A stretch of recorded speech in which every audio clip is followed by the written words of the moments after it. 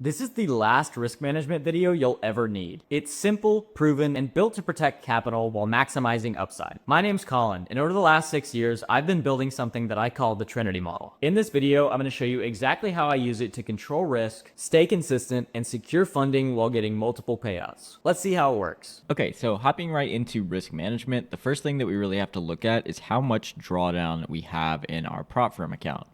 So let's head over to My Fund of Futures. If you guys aren't already using My Fund of Futures, I highly recommend them. You can use code Colin for the best discounts. But if we head over here, we have our max drawdown right here across all the accounts. For 50K, we have 2K drawdown, 100K is 3K, and 150K is 4.5. So let's just assume we're using a 50K account. That's $2,000 in drawdown. So let's head over here and just type in 2,000. Okay. So you have $2,000 in drawdown. The way that I go about calculating risk is very, very simple. I usually like to take 10% of my entire drawdown per trade, which gets us $200. Okay, so we're allowed to risk $200 per trade on this account, given that it's $2,000. If this was a $4,500 drawdown, you'd be risking $450 per trade, right? That gives us essentially 10 trades till failure. And this is how I treat both my evaluations and my funded accounts. Now that we have how much we can risk per trade, we have to actually find out how to assign that dollar amount to a trade. So like in terms of risk. So let's come over here. Let's assume we're entering this trade right here, targeting these lows, just taking all this out really. So let's take a look at this. If I'm trying to risk $200 per trade, how do I go about calculating that? This trade, we have to look at the tick amount, which is right here. As you can see, it says 179. So 179 ticks for this particular stop loss. If we take that 179 ticks and times that by 0.5, why are we multiplying that by 0.5? Because each tick on NQ is 50 cents. In other words, 0.5. Okay, so 179 times 0.5. You can also do 179 divided by 2. They're exactly the same. And so we'll take a look at what this equals. 179 divided by 2. Simply pull up that handy calculator. 179 divided by 2. And you get 89.5, which means that for this trade in particular, you're going to be risking $89.50 per micro. If you were calculating this with minis, which you shouldn't be because you shouldn't be trading minis with a $2,000 drawdown, you would simply do times 5 instead of times 0.5. But like I said, you shouldn't be trading minis on a prop firm that's less than like 150K. 179 times 0.5, that gets us our $89.50 per micro. And all we have to do now is simply divide 200 by 89.50 to get how many micros we can actually enter this trade with. Okay, so this first equation right here, you only really do once to find out that you can risk 200 per trade. This is actually what you're going to be doing when you're calculating that risk per trade. Take 200, divide that by 89.50. 200 divided by 89.50.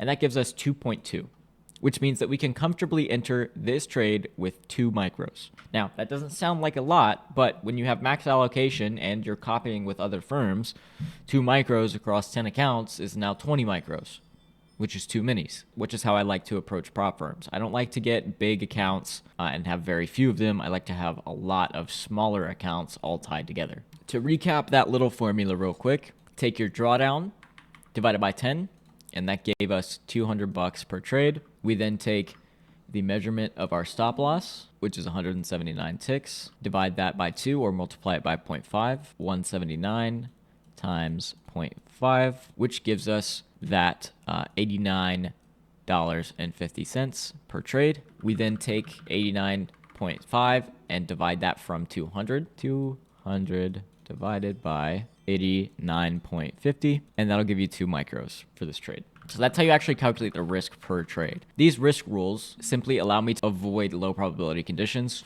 So let's go over what those are. The first one to avoid is going to be no news Mondays. No news Mondays absolutely suck. If you don't know how to find news, all you're going to do is come over to forexfactory.com, filter your stuff. I just have it set to high impact and bank holidays and USD because we don't trade anything else but NQ. So apply that filter and just look at the following week and it'll show that Monday has no news. If Monday has news, it'll look like this, where we'll have high impact news on Monday at 8:30, 9:45, 10 o'clock, right? So for no news Mondays, we're expecting low volatility, which means less likelihood of a setup. And if we do get a setup, we're a lot less likely for it to hit our targets. No news Mondays, I completely avoid trading.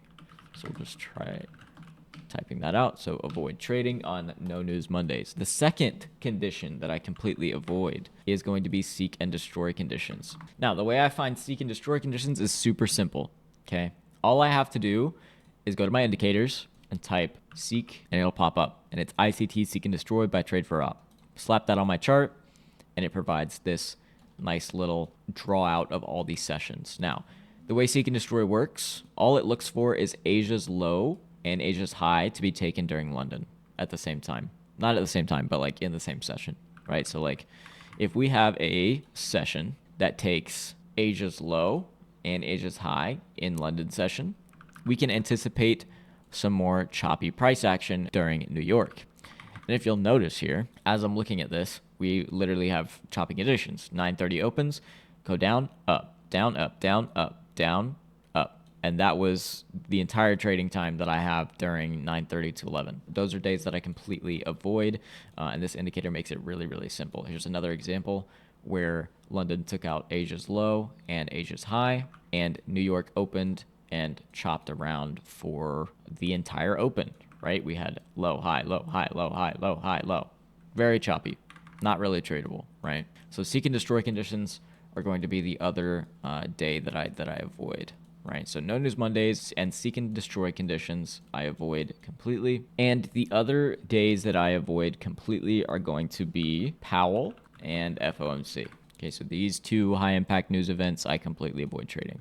You can find those again on Forex Factory. As you can see, it'll be labeled Fed Chair Powell Speaks. That's the one that I completely avoid.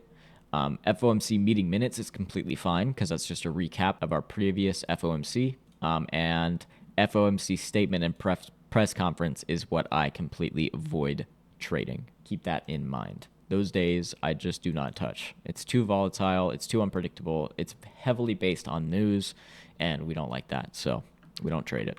The last thing that I avoid is whenever the stat map gets disrespected. Okay. What do I mean by that? If you come over here to our stat map, as you can see, this is an example where stat map is being respected. We have our bullish manipulation. We close below it barely and then close right back above it for it to be held upwards, right? If I go to the previous day, this is an example of when the stat map is being disrespected. As you can see, we come up, close above our bearish manipulation level, and continue higher versus rejecting off of that. So days that we respect our bullish manipulation and our bearish manipulation are days that I'm allowed to trade, and also days that we respect our distribution levels, I'm allowed to trade. But if both of these get disrespected, we do not take a trade because it is outside of our model. I still have spots open for my lifetime one-on-one mentorship program. If you want to apply for that program, all you have to do is click the link in the description to book an interview with my team. As of right now, you can use code Colin on MyFunded Futures for 50% off every single plan and 15% off Starter Plus and Experts after you use that. And if you guys have any ideas for videos in the future for me, please leave a comment. And if you enjoyed the video, please make sure to like and subscribe as it helps a ton. Thank you all for watching, and I'll see you in the next video. Peace.